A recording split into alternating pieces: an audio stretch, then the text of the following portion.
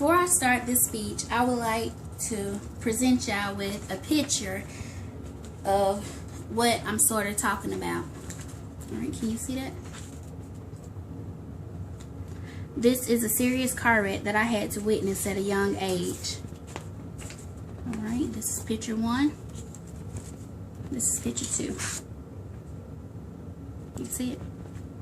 Alright, I'm going to pass this around to y'all.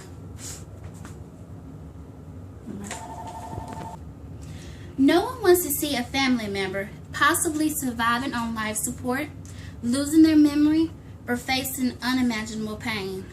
No one wants to see a best friend or witness a best friend being pummeled by a vehicle 30 times bigger than they are. Unfortunately, that is something I had to do way before I reached my teens. Imagine being a 9-year-old girl being woken up by her older sister early one Sunday morning. You awaken to see tears running down your sister's face. You look to see your younger brother sleeping peacefully. You have no idea what is going on, so you start to shake him, begging him to wake up. And when he does, you think, "Phew, everything is all right." So you look back to your older sister and you see tears are still running down her face. You start to beg and ask her, "Please tell me what is going on." But as you try, nothing is still coming out, and the only thing she can do is cry. Until finally, she is able to say one word. And you have to ask her to say it again because you don't understand what she's saying. And she silently says, "Worry." You look at her and say, "Worry? What about worry?" And then she's not able to get anything out until she finally says, "Worry has been in a bad accident and they don't know if it's any good." You look at her and you say, "Yeah, right." So you rush to your brother's room and you see an empty room and you think, "What is going on? He is supposed to be here." So you break down, you start to cry. This is not how you wanted to be waking up on the last days of summer. This is 2 days before I have to start 5th grade. Hours pass by and your parents do not return home. Who returns home is an older cousin. She comes to you and she says, "Y'all, it doesn't look like it's going to be too good." And you're wondering, "What do you mean? Why haven't we heard anything from my mother or father?" She says, "Y'all need to go pack up some clothes. You're going to go have to stay at your grandma's house." And you saying, "This can't be true. You don't believe it." So I rush to my older brother's room and I cling on something, praying to God, "Please, please tell me this is not real and tell me that my brother is going to be all right." Later on, you're at your grandmother's house and you hear a knock at the front door. You're sitting around trying to play with your brother and your younger cousins, but you cannot focus really. So at the front door, you hear a knock and you rush to go see who it is and what's going on. It's your father and your sister. They have returned from the hospital. And you look at your sister and you see she is still crying. They ask us to turn on the front TV. They say, when we ask why, they say they are talking about Worry and the accident he has been on the TV. We turn on the TV and there it is. It's plastered all over the news. The whole story of what we did not know. They say Worry fell asleep at the wheel 5 minutes before his destination, which was his best friend's house. They say it took them an hour to get him out the car. And I'm sitting in the front of the TV, crisscross, and tears are streaming down my face because I see my brother's lifeless form right there on the TV. And you see all these fire trucks surrounded this little bitty car. And the only thing I remember, they say it took them an hour to get him out the car with the jaws of life. And a 9-year-old mind does not know what jaws of life is. So you think, "Oh my God, Jesus, you've taken my brother." But they say, I'm getting off the track. Okay, they say it took them an hour to get him out the car.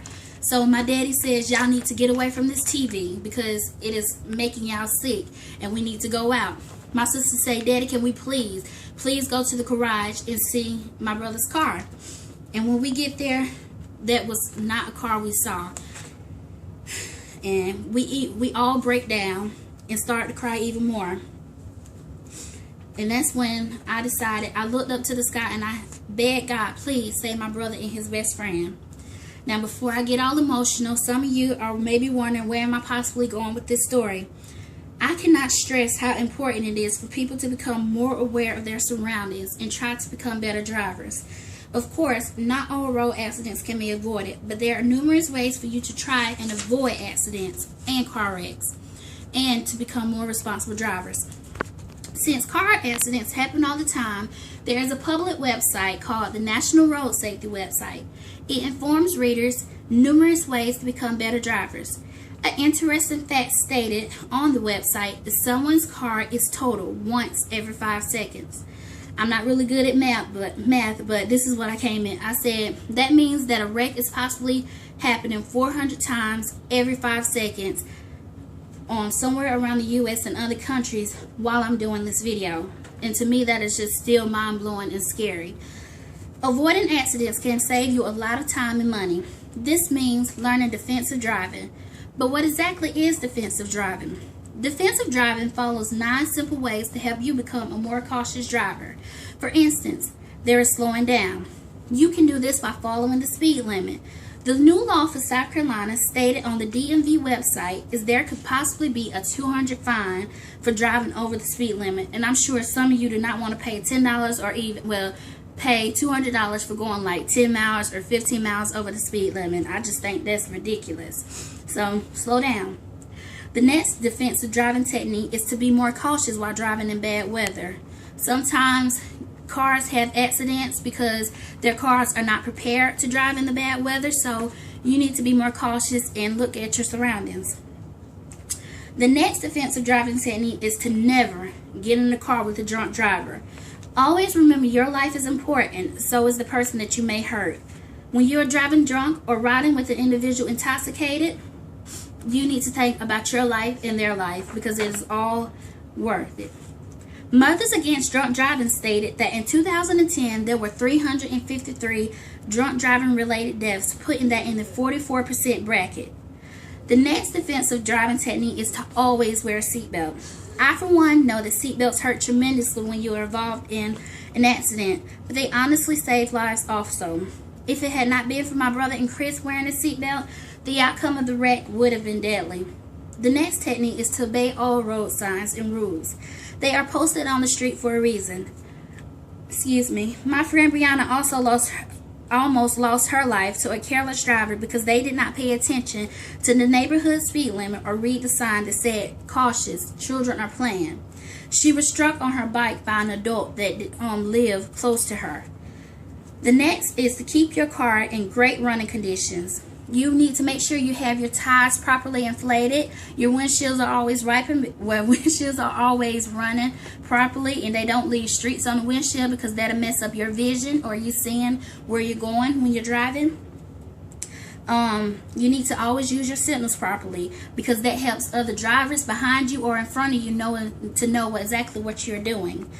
Being aware of your surroundings, you need to constantly check what other drivers are doing to ensure that you and your passengers are always traveling safely. The most important thing and the last thing is for me and my family, because we have experienced this once, is to always be well rested. Falling asleep at the wheel can lead up to a horrible tragedy. Think of yourself and the passengers you are traveling with. I for one know I do not ever want to have to go through that again, especially what we witnessed with my brother being hooked up to all those machines and losing his memory. Being a witness to how careless driving affects others and the things they have to face makes me want to become a more responsible driver. I, for one, do not want to be in the shoes of individuals that have changed other lives in a negative way. It will weigh on my conscience too much. Words cannot express how terrifying it was to see and witness what my brother went through. They cannot also tell what I went through or saw when I almost lost my best friend. That is why I come to you all today, because there is no way to stop horrible car-related accidents, but there is numerous ways to avoid horrible wrecks. Always remember defensive driving when you think of my brother and my best friend, Brianna. There is slowing down. You need to remember, do not rush. You will get there when you need to get there. There is being cautious when driving in bad weather. There is never to get in the car with a drunk driver. Always wear your seatbelt. Obey all road signs and rules. Please be aware of your surroundings. And last but not least, have the proper rest before driving. You really do not want to face what my family and friends went through. And I cannot stress how this was absolutely a life-changing thing for me and my family. To go up to this fence and to see what my brother went through, or his best friend went through, and to witness that my brother lost his shoe. Well, he lost both shoes that day. And thank God that his life was saved, but he also lost a lot of other things. Alright, thank you.